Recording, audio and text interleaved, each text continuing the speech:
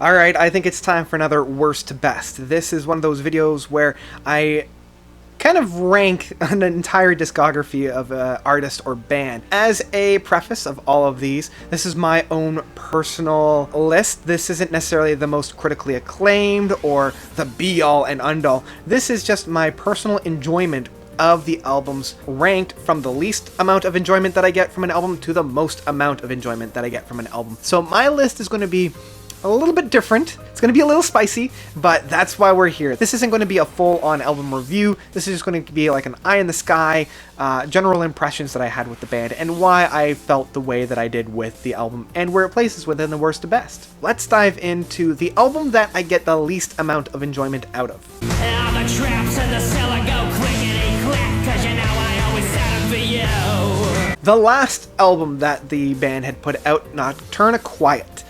This one is a little bit of a drag to get through.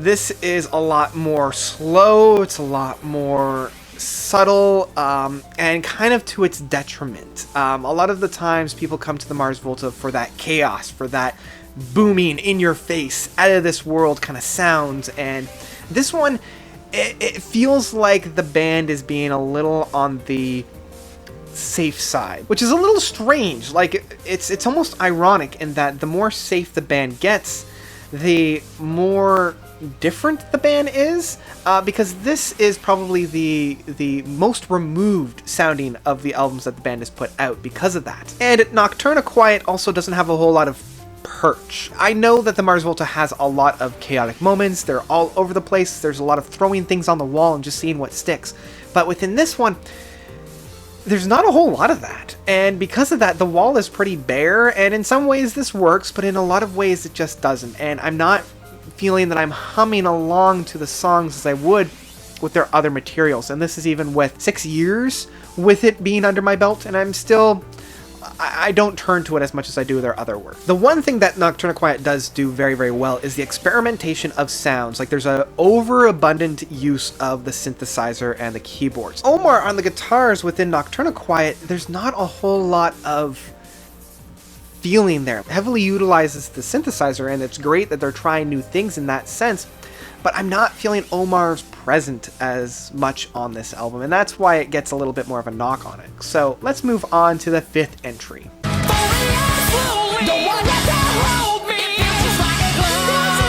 The Bedlam in Goliath.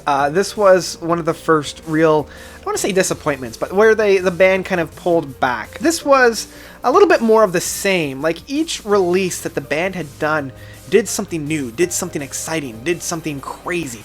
But this one was the first one where that really wasn't seen. Now, what it does do, at least with rehashing a lot of the same ideas and a lot of the same motifs, it still does very, very well, and there's a lot of moments on this particular album that I find I'm revisiting a lot, I'm humming a lot, and within Bedlam, this is where we have a lot of that just craziness. Like, it is probably one of the most relentless albums. Like, they just throw everything at you and do not stop, and in that case I have a blast with it, but it can be a little bit of a tiring act as well. One of the things that I love about Mars Volta, and one of the main reasons why I get there, is the resolution to the chaos. It's providing the chaos and being wowed by it and just like, but then it gets to a resolution, and the music that's in that resolution is divine. It is just mwah. And on this particular album of the Bedlam, there's not a whole lot of that. It's mainly just the chaos, and in some ways that's fine, but that's when that's why I'm coming to the band and that's not really felt. That's where I'm like, I need a little bit more. So that's why it gets the place where it does. So let's move on to the fourth entry.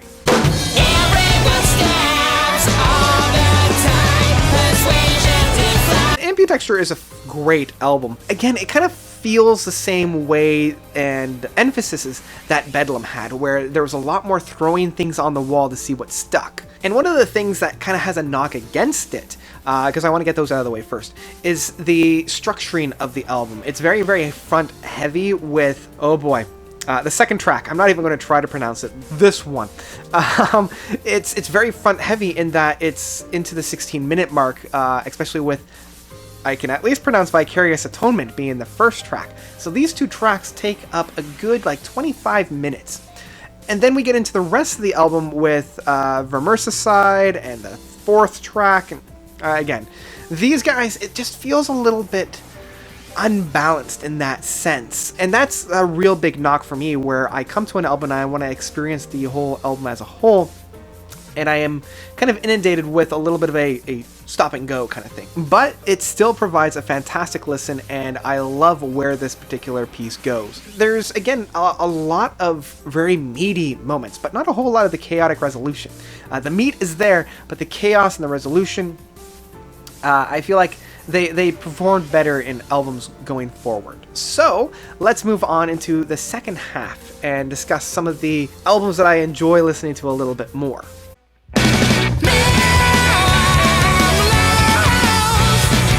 I'm gonna get some flack for this. Yeah, I can already see the comments. Why did you put De Louse in the Crematorium at number 3 when it's obviously number 1? 100% understand why this is number 1 for so many people. When it came onto the scene, it blew up. Like, it was doing things that nobody else was doing. The music on here is top notch. It is chaos. It is order. It is a mind screw in the concept, where a former bandmate and friend of theirs essentially pulled like a Syd Barrett, except I believe his untimely demise was the result of it. Just like the overall structure, the overall presentation, it's all there.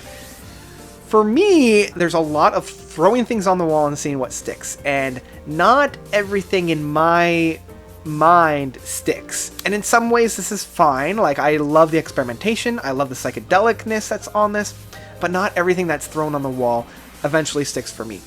I found, even though it was a fantastic journey within this album, I didn't have that long-lasting oomph that the other albums, the last two, really provided. They didn't have that big, grandiose sound. And one of my favorite songs off of this album, and one of my favorite songs overall for the Mars Volta, being Televators, that use of sound and that build up, I love that moment.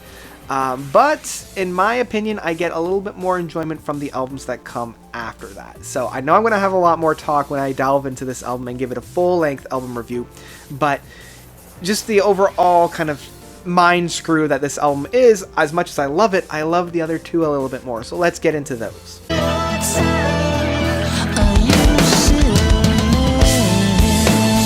Oh man, again, I can see the comment section already of being, how on earth could you put Octahedron above De Louse? Now let me explain to myself a little bit here. Within Octahedron, I enjoy the movements a lot more. There's a lot more order to the chaos. There's a lot more of a deviation from what the band had put themselves in.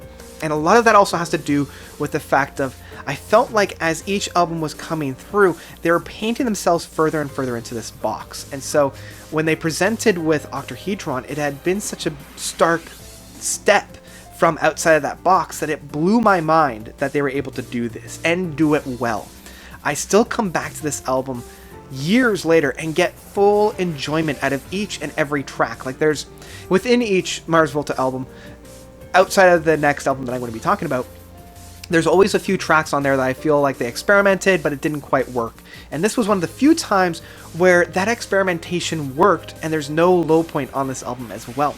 I love that they decided to string the entire album through with this note, and each song kind of fluctuates within that tone. I love that presentation, and I love how unified this album feels. And it makes sense that they decided to call this more of like an acoustic version of their sound, like they're promoting this as being an acoustic set, when, like, if any other band were to produce an album like this, it would not be qualified as an acoustic version, but with these guys, it totally works. That first track of Since We've Been Wrong, it just hits you so hard, and from that build-up, like, it took so long for this song to build up that when it finally hits, man, does it hit hard, and love it. Okay, so now on to number 1, Process of Elimination. You already know that it's... Now there's no light in the darkest of your furthest region. Francis the Mute.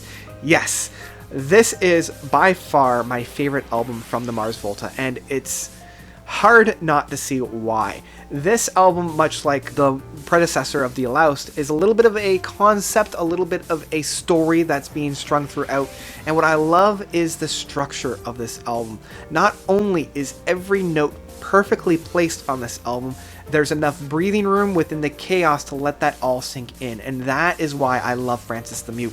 It has those chaotic moments and those like blow down the doors, what the hell am I listening to? But it brings it back and it provides you with a lot of soundscapes to allow you to kind of digest what you had just been delivered. And that was some of the drawbacks that I had with some of the other albums that I was talking about, like Bedlam, like NBD Texture, where they kept throwing things at you, but it didn't allow you to breathe. And I think that was my main issue that I had with The Aloust, is that there's so much being thrown at you that it doesn't allow you a little bit of chance to breathe. Like, there's only 1 or 2 moments on The Aloust that really allows you to take a breather and be like, okay, let me just reflect on what had just been delivered. And Francis the Mute does that so well without being boring. So many other bands have tried to do this presentation where they provide that subtle moments and it just comes across as boring. Here, it's a more of an exploration of the soundscapes, and man does it feel good to be in that moment. Each track on this album is a masterpiece, and as I said, no note sequence is out of place. This is one of those very, very rare albums where it's perfect from start to finish. And that is why I fell in love with the Mars Volta, and specifically Francis the Mute. Each song is its own journey, its own build-up, and there's so many of those payoffs that allow for those build-ups to occur. And when there's that long stretch of just experimentation and kind of going off the map in a sense, when it brings you back hard, and that's what I just really, really enjoy about this. So I could continue going on and dive really deep into Francis the Mute, but I think I'm going to end it there, and that is my worst to best for the Mars Volta. What did you guys think? What are your worst to best with the Mars Volta, and why am I wrong? Let me know of those by commenting down below. I'd love to hear what you guys think about this, so please let me know by commenting down below. Thank you guys so much for watching. As always, you guys are the best, and until next time, notes out.